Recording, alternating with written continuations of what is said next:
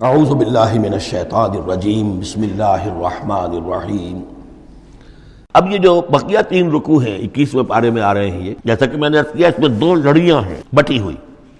ایک لڑی ہے خطاب اہل ایمان سے، یہاں ایک جگہ آپ کو مل جائے گا کہ براہ راست خطاب بھی ہے، یا عبادی الذین آمنوا، یا ایھا الذین آمنوا والا جو ہے کہ جو مدنی صورتوں میں جو خطاب کا صیغہ ہے وہ تو یہاں بھی نہیں آیا، لیکن براہ راست خطاب کیا ہے۔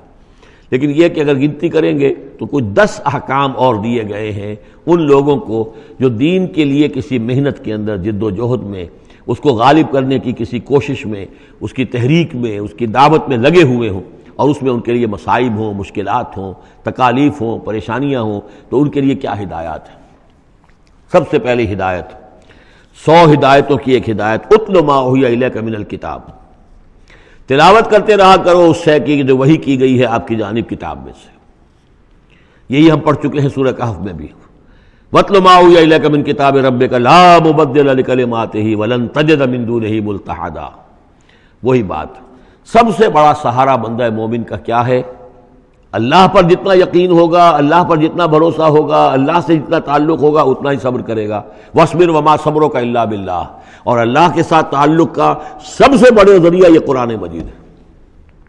طرفوا بِأَيْدِيكُمْ وَطَرَفُوا بِيَدِ اللَّهِ، اس کا ایک سرا تمہارے ہاتھ میں ہے، ایک سرا اللہ کے ہاتھ میں ہے۔ القرآن حبل اللہ الممدود من السماء إلى الأرض، حضرت عبداللہ ابن مسعود کی روایت کردہ حدیث ہے، حضور نے فرمایا یہ اللہ کی رسی ہے، مضبوطی کے ساتھ تھام لو اس کو، یہ تنی ہوئی ہے زمین سے آسمان تک۔ تو واعتصموا بحبل اللہ جميعا، تو اس کے لیے یہ کہ قرآن پڑھا کرو۔ اتل ما اوحی الیک من الکتاب واقم الصلاۃ، اور قرآن کے بعد نمبر 2 نماز قائم کرنا۔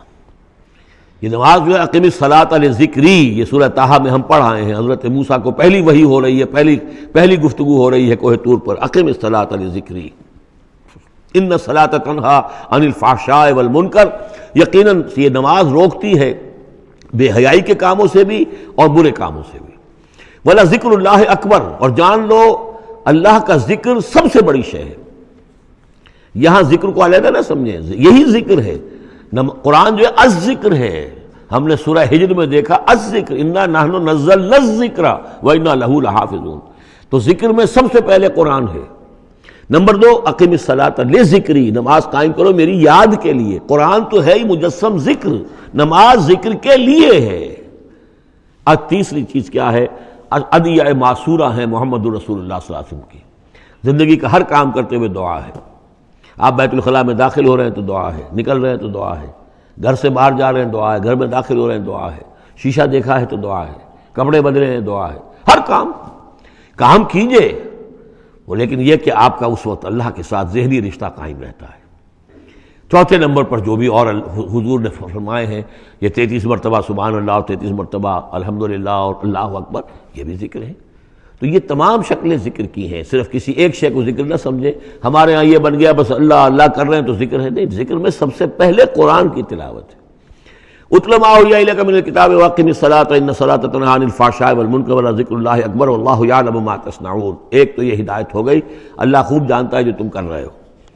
دوسری ہدایت ولا تجادلوا اہل الکتاب الا باللتی احسن، جنہیں پہلے تم سے کتاب دی گئی تھی ان سے جھگڑا مت کرو مگر بہترین طریقے پر، ان سے بات کرو تو بڑے ہی اسلوب سے کرو، خوبصورتی سے کرو، بات کو سمجھانے کے لیے کرو، ان کی توہین نہ ہو کہ جذبات کو آپ بھڑکنے نہ دیں، ان میں حمیت جاہلی جو ہے اپنی امکانیت تک تو کوشش کریں کہ وہ بھڑکے نہ، باقی پھر وہ جو کرتے ہیں اللہ کے ہاں وہ ذمہ دار ہوں گے، لیکن ان سے گفتگو کرو تو بڑے عمدگی کے ساتھ کرو۔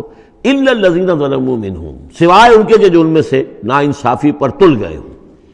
اب یہ استثناء جو ہے 2 معنی میں ہے، ایک تو یہ ہے کہ اس کا مطلب یہ کہ ان سے مجادلہ کرو ہی نہ، اور دوسرے یہ کہ اگر ان کے ساتھ کسی وقت کوئی سختی بھی کرنی پڑے، کوئی سخت جملہ بھی کہنا پڑے تو اجازت ہوگی، جہاں معلوم ہو جائے کہ یہ ہٹ درمی کے اوپر جو ہے آ گیا ہے تو وہاں اس دونوں کا امکان پیدا ہو جائے گا۔ وَقُولُوا، لیکن تمہیں ان سے کہنا کیا ہے یہ بھی سمجھ لو، تاکہ اب اس کو یہ سمجھیے کہ یہ ہمیں مسلمانوں میں جب کام کرنا ہے، مسلمان سو گئے ہیں، بھول گئے اپنے سبق کو، انہیں یاد دلانا ہے تو اسی انداز میں انہیں یاد دلانا ہے۔ قولوا آمنا بالذی انزل الینا وانزل الیکم، ان سے کہو بھائی ہم تو ایمان رکھتے ہیں اس پر بھی جو تو ہماری طرف نازل کیا گیا اور اس پر بھی جو آپ کی طرف نازل کیا گیا۔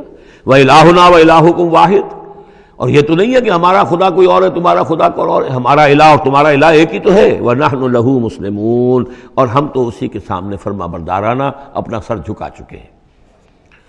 وَكَذَلِكَ أَنزَلْنَا إِلَيْكَ الْكِتَابَ، اے نبی اسی طرح ہم نے آپ کی جانب یہ کتاب نازل کی ہے، فَالَّذِينَ آتَيْنَاهُمُ الْكِتَابَ يُؤْمِنُونَ بِهِ، تو وہ لوگ جنہیں ہم نے کتاب دی ہے، یہود اور نصارہ، ان میں بھی وہ لوگ ہیں جو اس پر ایمان لائیں گے یا جو ایمان لا رہے ہیں، جیسا کہ ہم پڑھ چکے ہیں کہ وہ آئے تھے کچھ لوگ جو حبشہ سے ایک وفد کی شکل میں، اور مکے والوں نے انہیں ستایا بھی، استہزاء بھی کیا، لیکن وہ لوگ وہ تھے جو پہلے حضرت عیسیٰ پر ایمان رکھتے تھے، عیسائی تھے، اور اب محمد پر بھی ایمان رکھتے ہیں، تو اللہ تعالیٰ نے ان کو دوہرا اجر دیا، مرتین۔ وَمِنْ هَؤُلَاءِ مَن يُؤْمِنُ بِهِ، اور ان میں سے یعنی مشرکین مکہ میں سے بھی بہت سے لوگ ہیں جو ایمان لائے ہیں اور بھی لا رہے ہیں یا لائیں گے۔ وَمَا يَجْحَدُ بِآيَاتِنَا إِلَّا الْكَافِرُونَ، اور ہماری آیات کا انکار تو نہیں کرتے سوائے وہی کہ جو ناشکرے ہیں اور جو کفر کر اڑ گئے ہوں۔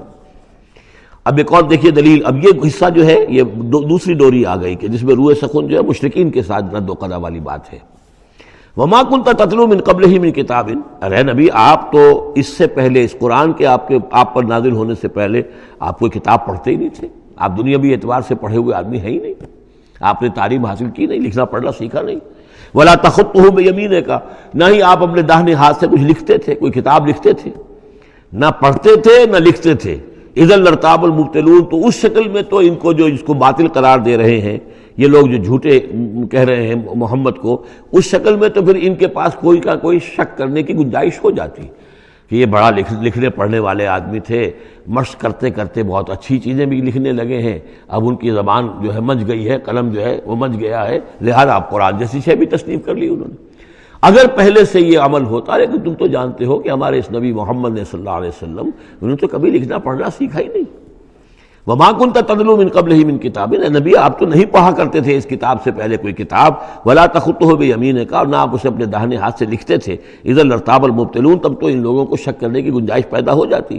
بل هُوَ آیاتٌ بَيِّنَاتٌ فِي صُدُورِ الَّذِينَ أُوتُوا الْعِلْمَ، بلکہ یہ تو آیات بینات ہیں، بڑی روشن ان لوگوں کے سینوں میں جنہیں علم دیا گیا ہے، وہ جانتے ہیں سابقہ جو کتابوں والے ہیں۔ وَمَا يَجْحَدُ بِآيَاتِنَا إِلَّا الظَّالِمُونَ، اور ہماری آیات کا انکار نہیں کرتے مگر وہی جو ظالم ہیں۔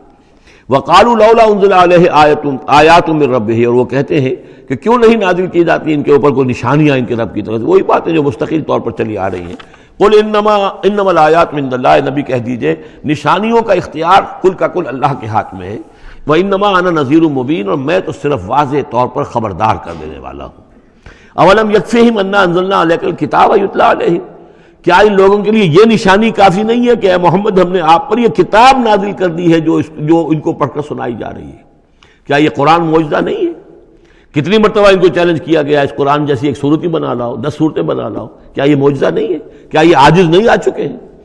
اولم یکفہم، تو کیا یہ نشانی ان کے لیے کافی نہیں؟ اگر تو حق کا طالب ہو، ہدایت کا طالب ہو، تو یہ نشانی بھی کافی ہے۔